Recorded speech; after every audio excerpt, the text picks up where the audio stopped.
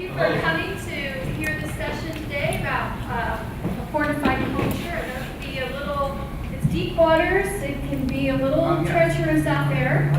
So we just wanted to just have a dialogue, and so today, because we wanted to be able to definitely have time for some questions and to have some dialogue, I'm really just going to be hitting some high points and kind of highlighting some general ideas. We don't have the time to do the kind of deep dive that it would be fun to do if we had more time, but hopefully this will I'm just hoping this will spark some new ideas for people and present some information that you might find helpful.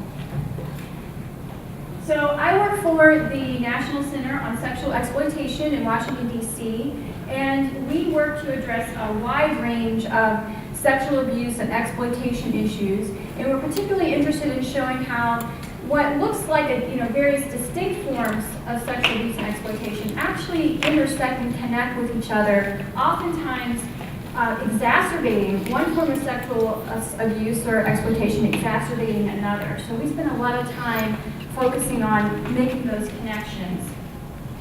But today, okay, we have a problem here. Can somebody help me out?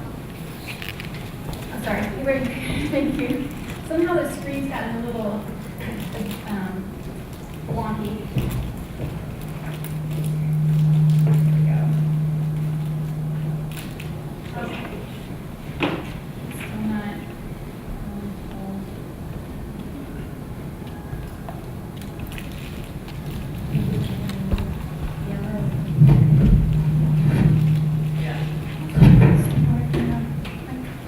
All right.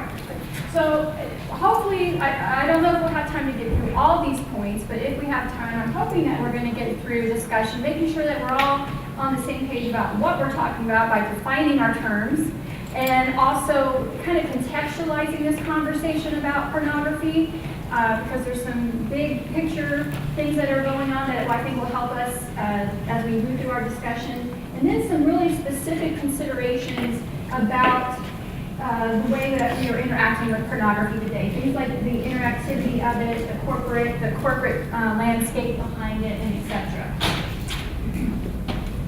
So the first thing I want to start off with, I think is really important, that this is a no judgment zone today. If you are using pornography, if you have used pornography, if you've been in pornography, don't worry about that. What I'm hoping that we can do today is just kind of step outside of that for a moment, table that, and say, okay, how can I look at this maybe not as a consumer or as somebody who's been in it. Let's really try to step back and look at it from a different perspective. Try to disconnect yourself from the fact that you've maybe used this material. And I'm not here to condemn anybody who has. It's all around us. It's very much a part of a lot of people's lives. So don't feel judged by any of the comments that the information presented here today. Now, when I'm talking about pornography, there's a lot of times people say, well, how do you define it? What's pornography? One of the definitions that I find helpful is by a couple of academics who've done a lot of research in this area, and they talk about it as third-party produced or user-generated pictures or video clips that are intended to sexually arouse the viewer. And these videos and pictures typically depict sexual activities, things like masturbation, oral sex, vaginal and anal penetration, in an unconcealed way. It's very conspicuous, with typically close-ups on the genitals, or the genitals very much just part of the display. Additionally, we actually have a way of defining pornography that was provided through the U.S. Supreme Court in a case called Miller v. California. And I know it might come as a shock to people, but there's actually a body of law in the United States called obscenity law, and a lot of what constitutes pornography today could potentially be considered obscene if it met these three criteria, these three tests. So does it appeal to a period interest? Is it patently offensive, and does it lack serious literary, artistic, and political and scientific value? So this was a test that was created by the U.S. Supreme Court. Now, when we talk about the pure interest, we're talking about does the average person who would be applying their contemporary community standards, would this dominant theme of the material, when it would be taken as a whole, would it appeal to a purient interest? Is it basically just lustful, lascivious? Is it unhealthy or degraded in some way? And it doesn't actually have to appeal, but rather it's what the material is intended to do, okay? So for instance, there would be a difference between a medical journal that might have nudity in it versus pornography. That's because we know that the medical journal is not intended to appeal to a purient interest. And then patently offensive, a way that you can kind of test for that is it something that you could see in the company of other people? Would we show it in a corporate boardroom? Would we see it on the bus or whatever? So if you can't show it in a corporate boardroom or on a public bus or something like that, it's probably outside of what we could consider patently offensive to the community standards. And then this idea of does it lack serious artistic, literary, political, and scientific value, that's called the lapse test. So, kind of in a shorthand, if we can look at it visually, we inherently can tell things that tend to be towards the pornographic versus those that are not. So I'm definitely not talking about nude art or things like that. I'm talking about things that are on that other side of the slide there. Now, another important thing when we're defining pornography is to realize that we are talking about real sex. That real sex is happening. It's just being recorded via pictures, via video. And there's actually two real sex acts that are going on. The sex act that's being recorded and captured and then distributed to gazillions of people, and the behind the screen, the other side of the screen, masturbation that goes along with that. So there's actually two real sex acts that are happening. And I think this is important because usually, oftentimes when we hear discussions about pornography, it's always contextualized with this idea, well, it's just fantasy, as if none of it is real. So what I want to emphasize here is that if you're seeing somebody being gagged, or something like this, or all kinds of various sex acts, that's really happening to a person. There is a real sex act happening there to those performers. It's not just somebody's imagination. Now, how do we contextualize today's pornography, the landscape that we find ourselves in today? Well, there's been an incredible revolution in accessibility of pornography. It's something that's readily available everywhere in ways that were kind of beyond the public imagination of even 50 years ago. So in the past, if a person was interested in pornography, they wanted to find pornography, maybe they'd have to go down to a certain part of town. There'd be a so-called adult bookstore, something like that. You could go in there. Maybe people encountered pornography through a stash of magazines that was under their brother's bed, or in the uncle's top shelf in the closet, or they found it out in the woods or something. That would be the ways that a lot of people would initially encounter pornography. But of course today, there's been a complete revolution in how porn is distributed and how it becomes available right over the internet. So from the convenience of your own home, on your personal computer, or in your back pocket, we can carry around the whole world and beyond of the XXX store. We can just carry it around right with us. So an incredible revolution in the accessibility of pornography. And not only that, an incredible saturation and connection and use and consumption of pornography that was absolutely heretofore unfathomed. It's staggering the amount of pornography that is being consumed. So there's a pornography site that's popularly known as Pornhub. It puts out an annual report where they talk about just the visitors to that one porn aggregator site alone, and they talk about how so many billions and billions of hours or people are consuming pornography on their site. So for instance, in 2016, people watched over 4.5 billion hours of porn on their site alone. That's just one tube site. Now what I find very interesting, if you jump forward to say 2018, a number that really struck me was that they've had almost, not quite, but almost 5, but 4.79 million new video uploads to that tube site. That's an incredible amount of pornography going to one site. That's a lot of people are engaging in uploading pornography.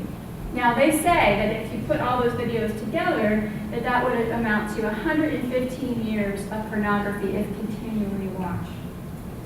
Like all together, if you just put it all together in on end.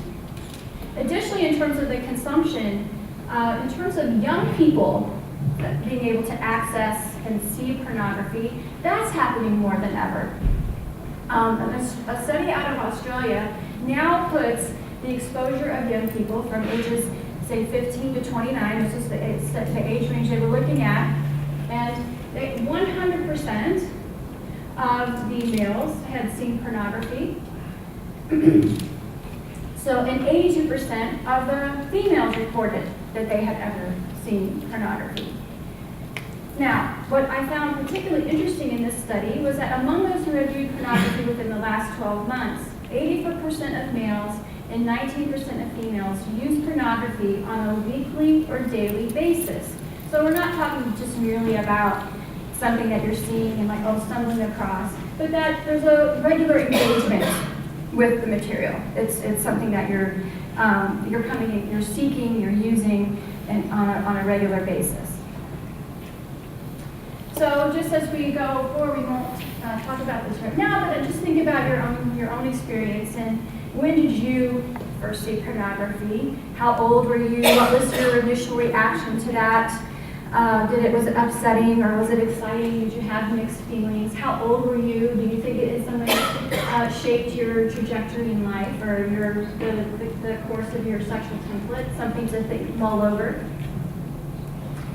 Now, just a few considerations before I pass it on over to Andrew to share with you today from some of his insights.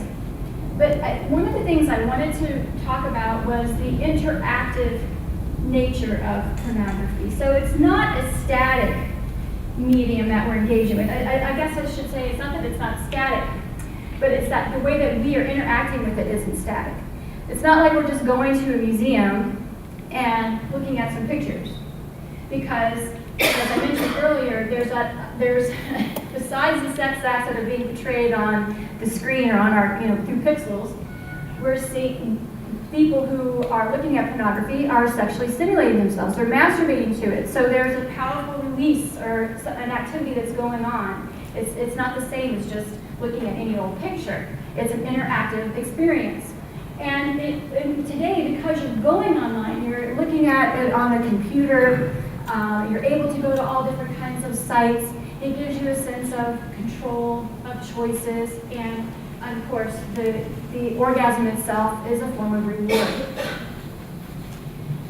What I'd like for us to consider is the idea of the corporate nature behind all that what appears like choice and freedom, is that there's a very powerful business that's operating behind that surface. And there's a really fascinating article that appeared in Quartz that talks about this company MindGeek and how they are at almost like a monopolistic force, sort of like if you think about internet giants like Google and Facebook and how they represent major, almost monopolistic type power in their particular sectors. It's the same thing with this company, MindGeek.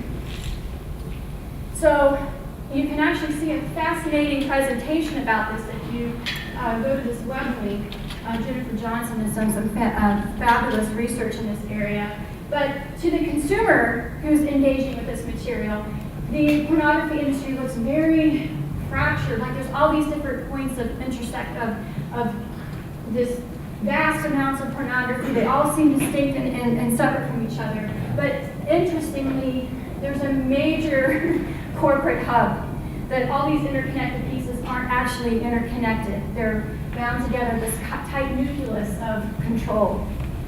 So the question is, are we really controlling our experience is really freedom if there's a corporate factor behind it that's driving it, that's profiting from what makes it, what looks like our choices, and there's actually, they drive all this through algorithms, just like those things that pop up, when you're looking on YouTube and your recommendeds come up. It's the same thing happens with the pornography. All right, so another thing, again, when we're thinking about this idea that now we're making choices, we're going on and we're browsing through people, we're picking out what we like.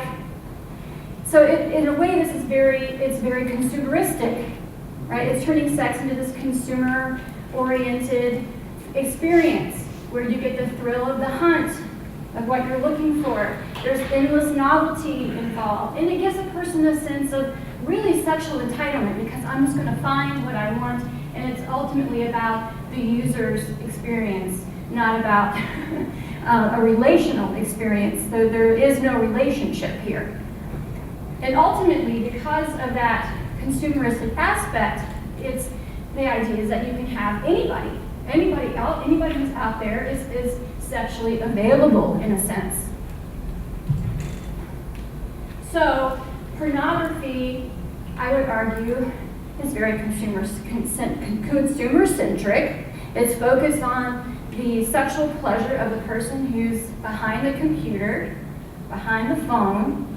And I would suggest that creates a form of sexual narcissism because it's really teaching you, it's reinforcing, because of the reward piece, it's reinforcing the idea that sex is divorced from other factors that we consider in relationship, like intimacy and mutuality of pleasure and things like that.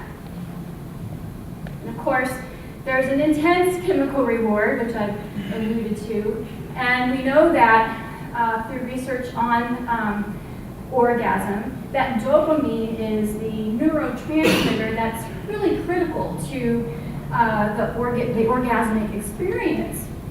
And so when you have that orgasm by looking at pornography, you have this rush of other neurotransmitters, but especially dopamine. Now, why am I mentioning dopamine? Well, it's especially important because this is the neurotransmitter that has been classically associated with reinforcing the effects of drug abuse.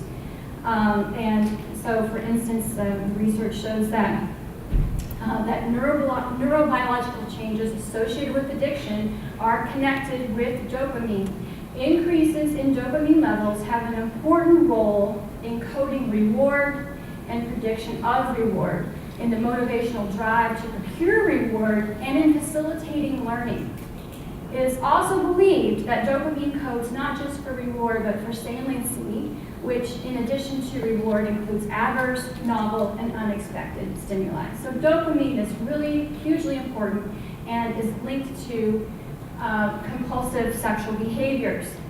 So there's been a whole vast emergence of neuroimaging research that's looking at the brain and people with compulsive sexual behaviors, and they're finding that people with compulsive sexual behaviors are showing the same types of brain imagery as people with non-sexual addictions, that you get these same types of altered functioning in the brain and the regions associated with other types of addictive behaviors.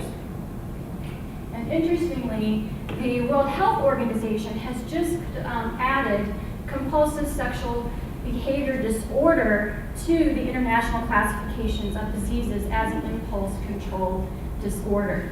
So at least for some people, because of the very ease of accessibility, the total novelty that's constantly out there, the thrill of finding something, and then you have this massive reward. For some people, their pornography use can lead to these types of compulsive sexual behaviors. Another important consideration is this idea of cognitive script theory. So what are in other words, that pornography is giving people kind of a shortcut script for how to really navigate life in real world relationships. That pornography is not simply fantasy, but it's an accessible template for real world sexual behaviors. So what might that script be? Well, I don't think, I mean, we can talk about this more when we have our discussion, but I think it would be reasonable to suggest that these are some of the at least heterosexual scripts and heterosexual pornography. For men, things like, I'm always in control, your pain is my pleasure, it's supposed to hurt, your humiliation is my pleasure, and oh, by the way, you're a bitch. For women, it's like, well, they're always ready for sex, they like pain, and of course her pleasure is guaranteed. Of course she's going to love whatever is going on, whether it hurts her or not.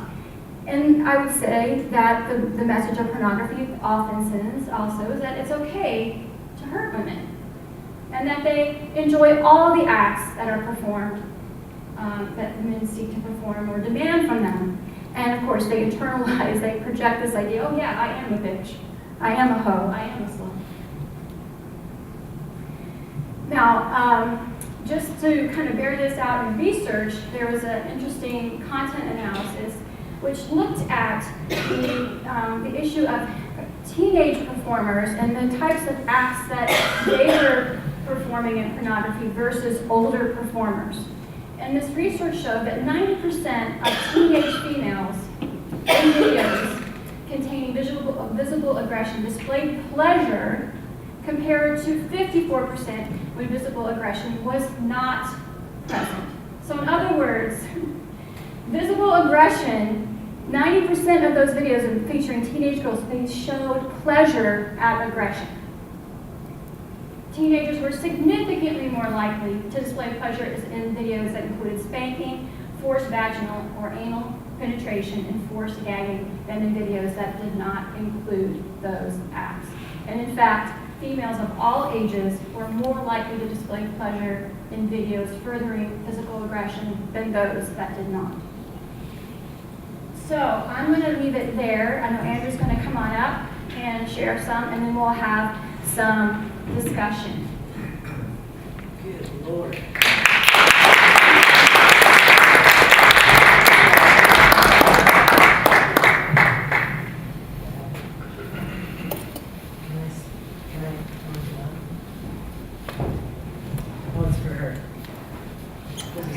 Me? No? There? Yeah. Hey.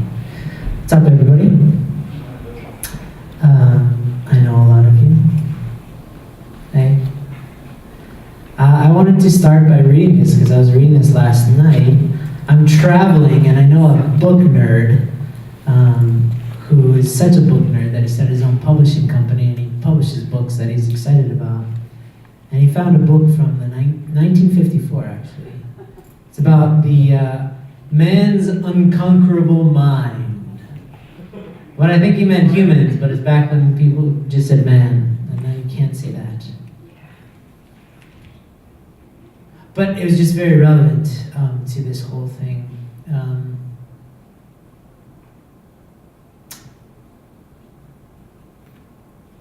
Men and women must think and must feel themselves free to think that the lowest misery is slavery, not of the body, but of thought. And that even when our life is harsh and inexplicable, and even when our life is harsh and inexplicable, that's a hard one to say, we may still make it into a worthy and heroic destiny, provided we maintain the invincibility of the mind. So it's saying that to be free always is a mental thing, right? Because we have many liberties here in this country. I grew up with every liberty in the world when I was a teenager. When my parents divorced especially, I had a lot of time and a lot of ways to fill that time, and I had no responsibilities whatsoever. So I had all the freedoms in the world, yet I was a slave to the fact that I was incapable of providing joy for myself. So I was always at the mercy of emotions, of all these things. And so I wanted to talk a little bit about that because I deal with the realities. Last week I got probably 10 emails and 3 phone calls, something like that. And that's like an average week, and it's always from young men, mostly who are looking for advice. And so I'm kind of in this, and I'm coming from a place where I was lucky because I'm a really old man, and I grew up before cell phones were smart. Making a text of 3 words would take 15 minutes, and it would wear out your thumb, and it was totally fun. So pornography, the internet was really slow until later in life, and then still I didn't have it in my pocket, so it wasn't like a 24/7 thing, but I still went into it, right? And I still really experienced how that messed with my perception of what's okay. Like we were just seeing, like if you just see enough aggressive behavior, you just kind of expect that that's the way it should be, what things should be. So I give a lot of talks, and a lot of times they're very technical. And then I gave one real talk, and I felt like I was on fire, and I just like saved these guys. It was like a small group of guys, and then one guy raised his hand. He's like, this is all great. Told me about the science of my brain and all that, but the next time I'm in front of my computer, knowing about dopamine is not gonna stop me from this urge. It's like you gotta hit me kind of at a deeper level in order for this to register. So I don't have much time, and I purposely wanted to give more time to her because I'm actually their #1 fan. National Center on Sexual Exploitation. They do a lot of really good work, so I want to give them more time. But just one thing is things that I've noticed in helping. High Noon now has put 150 people through our recovery program, and I've noticed that people are like, well, what's your rate of recovery? And it's not equal because it depends on what somebody's motivation is for wanting to quit, why they're there, why they're showing up, how motivated really are they. But there are certain patterns that I've noticed, and one is people's awareness of their relationship with their phone use. Because typically, I believe we are totally at the mercy of our phones. We don't even know a lot of times that it's in our hands and that it's on, and how we got on Facebook in the first damn place.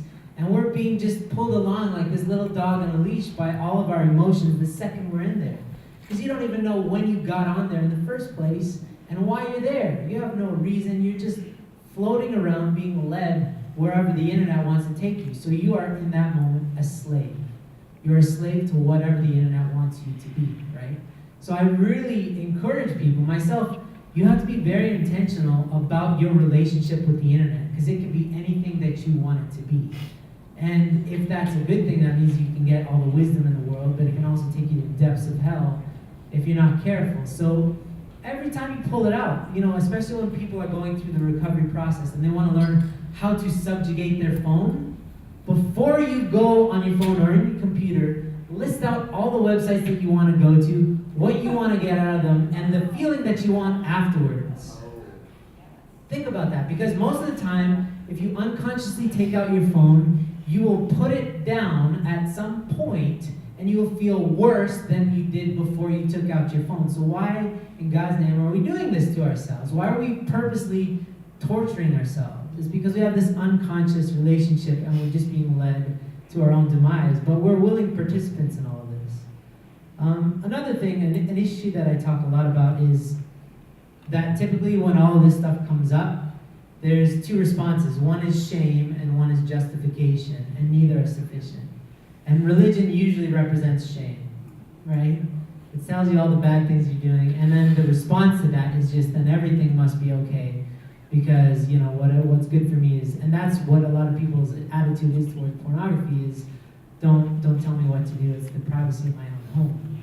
Yet it's not really sustainable because there's a lot of other participants that are working together to make you happy. So it's not just about you, right? So then, what is a healthy alternative to both shame and justification? It's ownership, a sense of ownership, to be the master of your sexuality. But that really comes at the other side of a lot of thought and consideration.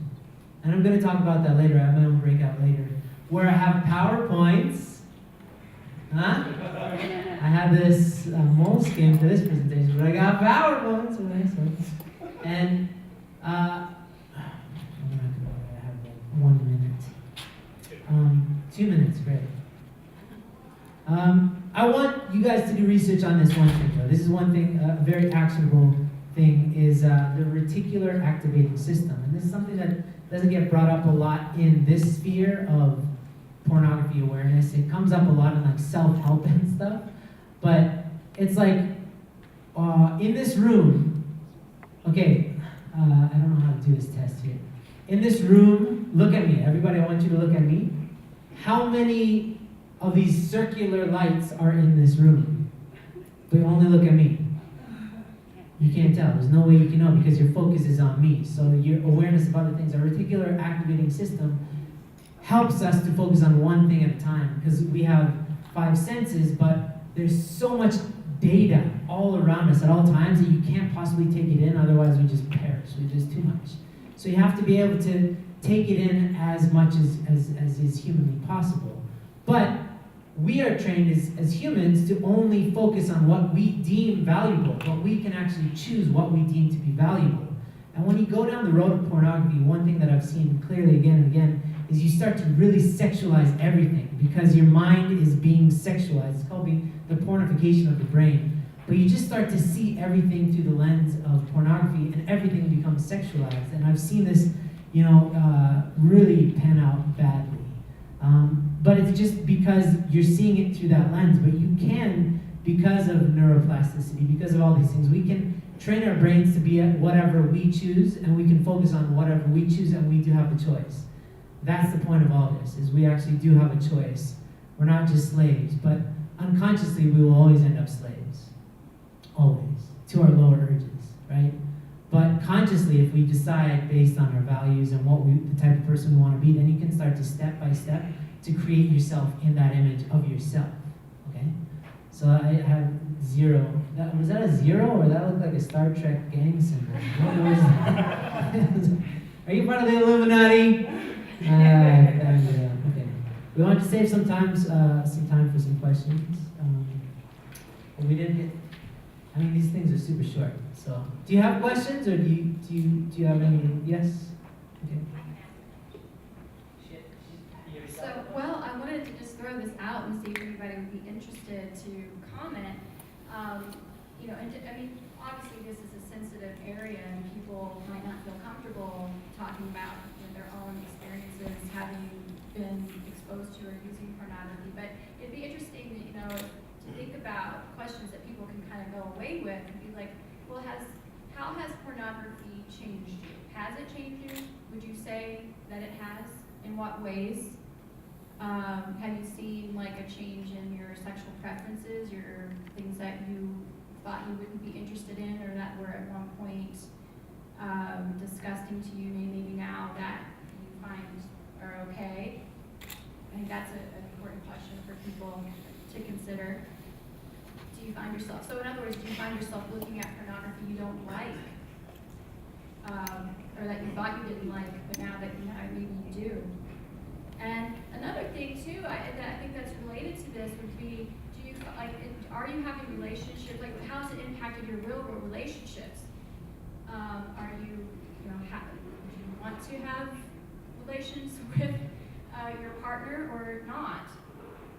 Sometimes we're seeing a lot of evidence that it's negatively impacting relationships. People who are either in dating relationships or married, that pornography use is deeply coming between people. It's deeply impacting intimate relationships. So that's another thing to consider. But did anybody have any questions for us? I don't have a question, but I have a point of view about what's happening here. We have a conscience which should be connected to our heavenly parent. But Satan wants our conscience to connect to him. He wants to eliminate our own conscience and replace it with that conscience self-centeredness of each one of us, of Satan. So we need to solve that problem.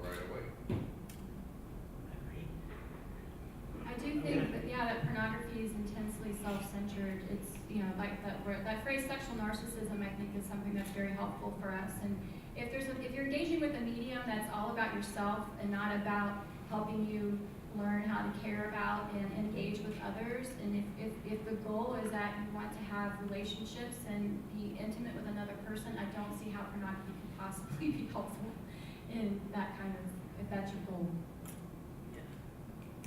So it also leads to reductionist thinking too, because it kind of, you reduce people down to very narrow kinks. Because of these algorithms and all that, it leads you down a road where you're not interested in just pornography. It becomes more narrow and narrow your focus, and then you only want that out of the experience. It's like this one fetish or whatever it is. So it's reducing a human, the complexity of a human, which is the most vast and complicated in structure, like just physically, but also spiritually, we're really complicated, to a fetish. And you only want that, and you don't want to deal with the rest of the human.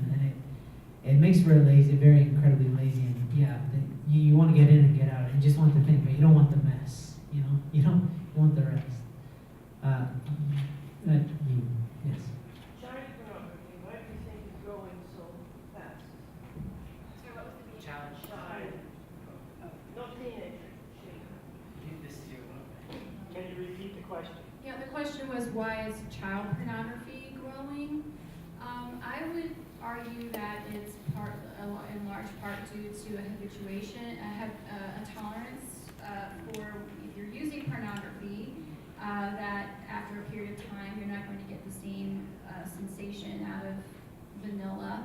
That's kind of the term that's thrown out there, vanilla pornography, and that people will go seeking other types of things to be able to get themselves sexually satisfied, and that for some people that's going to lead them to things like child pornography, and so that I think that's a huge part why. Then of course you've got a whole genre of pornography, adult pornography, that is actually fetishizing children by presenting teens, right? So it's purposefully making adult women look like children, and this has been going on since the beginning of porn. This isn't something new. This has been going on when it was still back in magazines, that the fetishizing of women to look like children.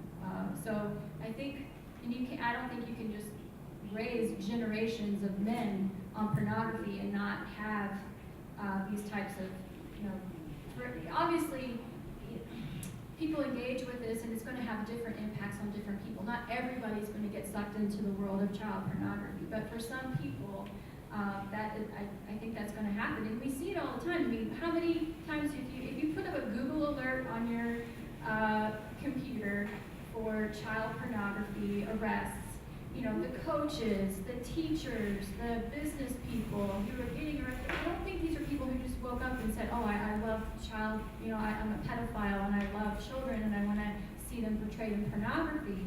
I think this is the outcome of a long-term engagement with pornography that led them places that they had no intention of going. There's a good book called Your Brain on Porn by Dr. Gary Wilson, and I really love it. And one of the stages, there's like a cycle of addiction, and one of them is hypofrontality. It's like your prefrontal cortex becomes confused, and it's your morality, your sense of morality becomes a lot less clear the more that you engage in addictive behavior. Like an addict who's willing to rob and steal to get the money to buy the drugs in a similar fashion. It's like when you're in that triggered state, you're more apt to do things that you wouldn't do in a sober state of mind, right? And so there is that spiraling effect where you just go and you watch riskier and riskier stuff. And you go to places that consciously you would never go, but when you're in a triggered state, you're a different person, and you have different, again, your reticular activating system is like, I need this feeling, and you're like, the rest of the world just kind of fades away. So I think there's a large part of that too, because I know some really good guys who are day-to-day really good guys, but when they're in that state,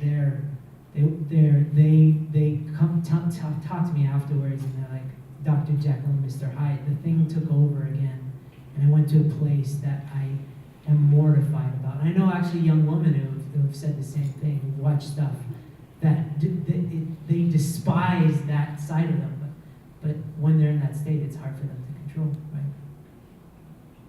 This question. I wanted to ask because we're in Vegas, and so I'm in grad school here, but I'm also doing research on sex trafficking for this area, and so in doing that, it's very sexualized, like, so you have children, and unless you live in an area and you never go on the strip, you never see the advertisement billboard, you don't, I mean, it's very, what is a recommendation, like, as for parents, because, I mean, you can't hide, mine are growing, so I know I'm not concerned.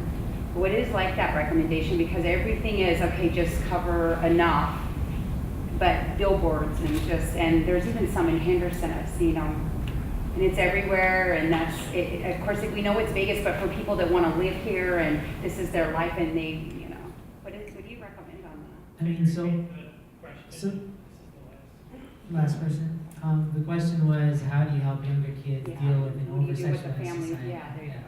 So the High Noon, the nonprofit that I work for, gave birth to another nonprofit called schooloflove.org, and that's about empowering parents and educating parents to learn how to talk to their kids. And I think that bond is super strong, that you help them interpret what they're seeing, because they're seeing stuff and they're interpreting it from a worldview of like a 6-year-old, which is like, that's a boob like the one that I used to suck on. Why is it there in that context? And it's like, well, let me explain, and let them know that that's a person, but you know, this is not, you know, however you want to explain it, but they need a place to go to that, like, we all need a place to go to of comfort, to talk about what is the healthy version of sexuality, and is that it? Do you believe that's it? To let them also kind of draw their own lines between what they believe is right or wrong, too, not just telling them, but talking about it, working through it is like the best thing possible. And if they don't have parents to do it,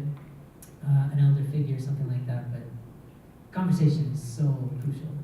And it's the thing that most people avoid, and you should always ask your parents about sex, not Google, but everybody tries to avoid that conversation and run to Google because it's easier, but you'll never get, anyway. I think it's just a matter, there's never going to be, it's not a matter of if your kids see this stuff, it's going to be when, and that we just have to take advantage of all these opportunities as a teaching moment to tell them, you know, give them a way to interpret and to be critical about what it is that they're being confronted with. And there's some really fantastic groups that are emerging to help parents and to help kids navigate this. So, for instance, there's a group called Protect Young Minds, which has this fabulous resource. It's a book. I have it in my suitcase, but it's a good pictures, bad pictures. Yeah, fabulous book for parents to work with their young kids. Also, I know my boss, she has several children, our executive director, and she started talking to her children when they were about 2 about these things and helping them identify body parts in just, you know, in an age-appropriate way, so that as they get older, she'll be able to have more conversations with them, and they'll feel comfortable. They won't feel unnatural having that conversation. And then just to throw out there, there's a fantastic woman from Australia. Her name is Dr. Liz Walker, and she's doing so much around helping to give kids what they call a critical porn analysis about what it is that they're seeing. And she's come up with a new program. I think it's called The Umbrella. It just literally came out like this week, the email announcing it. So. But if you Google Liz Walker and Umbrella, I think you'll come up with it. But it's really exciting that they've got a whole curriculum that schools can start using to help work with young people so that they can navigate the stuff that they're seeing.